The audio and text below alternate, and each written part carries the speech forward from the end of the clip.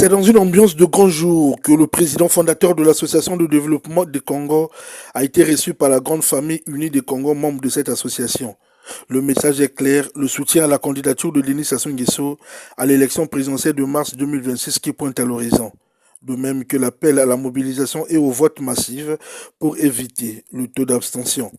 Ce message a été bien intériorisé, fidèle aux instructions du président de la République, et pour consolider sa base, le docteur Dominique Kondit Fabrice Koumou-Boulas a accompli le souhait de la doléance, c'est de la réhabilitation du logement des enseignants de l'école primaire du Congo.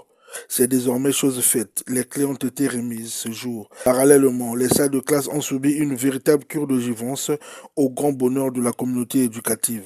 Monsieur le DG, nous ne cessons de vous dire merci car les enseignants de cette école sont restés longtemps dans les conditions désagréables. Mais dès aujourd'hui, les sourires gagnent nos lèvres grâce à votre savoir-faire.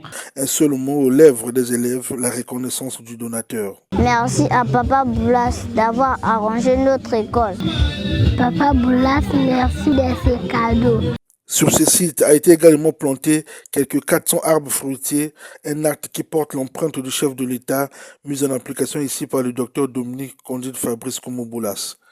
En 1986, il y a 40 ans aujourd'hui, à l'initiative de son Excellence Denis Sassou Nguesso, président de la République du Congo, chef de l'État, fut organisée la première édition de la Journée nationale de l'arbre. Ces populations ont été aussi gratifiées d'un fourrage d'eau, une doléance capitale pour elles.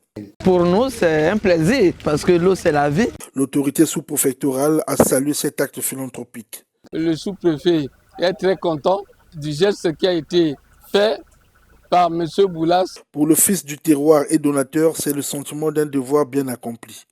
On a profité également pour passer un message.